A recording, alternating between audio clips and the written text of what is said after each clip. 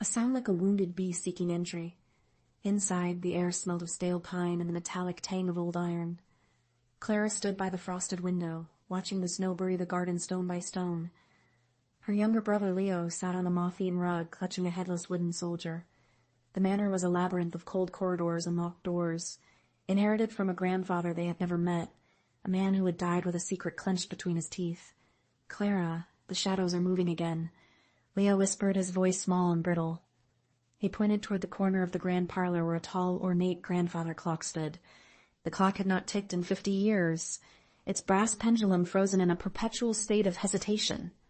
Yet, as Clara watched, the shadow cast by the clock seemed to detach itself from the floor, lengthening and curling like a skeletal finger, toward the boy. Its Colindine and Dee towards of this to Dave, some like fivers.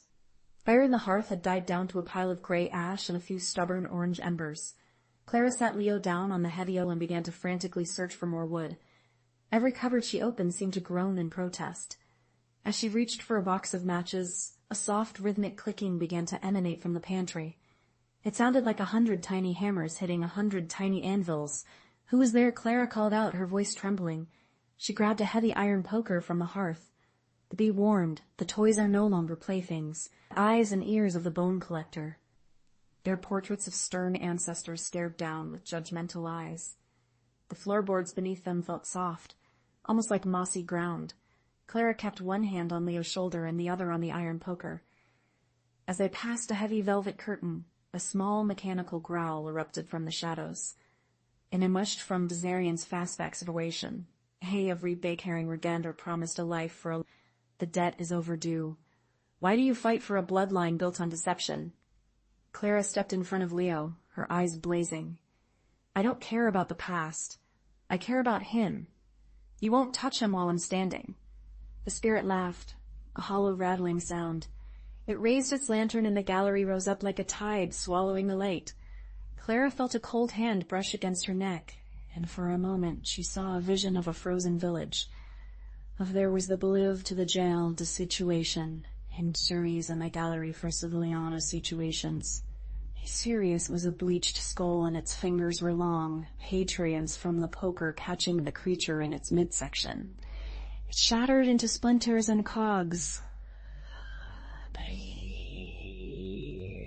collector, it is calling. Give me the boy. Your grandfather promised a life for a life." "Okay. Back into place.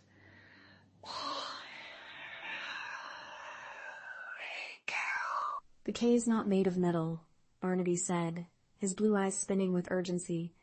"It is a word our grandfather refused to say, a word that would have saved the village kin sense of life. The common Maham, the catter blangs the cat the boyne collector." She pictured the small, warm kitchen of their old apartment, the smell of baking bread and the way Leo used to laugh when she read him stories. She thought of the starving villagers in her vision, the people her family had failed. She thought of the pride that had kept her grandfather silent. "For Gava," she whispered. The lock did not budge. She tried again, louder. For Clara liked the padlock than at the shadow of the spirit creeping up the stairs. She thought of the starving villagers in her vision, the people her family had failed. She thought of the pride that had kept her grandfather silent. For Kavim. The air was thick with the smell of cedar and oil.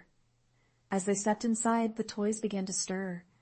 A ballerina in a tattered tutu began to twirl, her porcelain joints clicking. A drum-beating rabbit started a slow, funereal tattoo. The gold collector appeared directly behind her. It seemed to vibrate with a low hum. Beside it lay a small silver key engraved with the image of a rising sun. Just as she reached for it, the room turned ice cold. The golden light lingered, warming the cold air until the frost on the windows began to weep. The heavy, oppressive atmosphere of Blackwood Manor vanished, replaced by a sense of profound peace. Barnaby, the clockmaker, stood by the window, his form now solid and bright. Their footsteps no longer echoing with dread. The manor looked different in the morning light. The dust seemed like diamond powder, and the dark wood of the banisters glowed with a rich mahogany hue. The portraits on the walls no longer looked judgmental. They looked like people who were finally, after a long sleep, at peace. In the grand parlor, the grandfather clock was ticking steadily. The crack in its glass face had vanished. Clara opened the heavy front doors. "Take for Mom is kept. They've been seen as billions. Merry Christmas," she called out, her voice clear and ringing in the crisp air. "My name is Clara Blackwood in the mansion ruin." But as Clara and Leo descended the hill, pulling a heavy wooden sledge laden with crates, the villagers came out of their cottages, their faces etched with caution that quickly turned to wonder. Clara stopped in the town square, right made in the manor. "There will be a feast tonight, and everyone is invited." "You did well, Clara," the ghost whispered, heard only by her places roared with welcoming warmth. The smell of roasting goose and spiced cider filled the halls, replacing the scent of dust and decay forever. The villagers filled the grand dining room, their laughter echoing up into the rafters where the shadows used to hide. Clara stood at the head of the table, looking out at the faces of her new friends. She felt a presence beside her, a subtle air that smelled of snow and peppermint. She looked to her right and saw Barnaby Bang and metering Marin Houndleth's strange occasions. When as the clock struck midnight,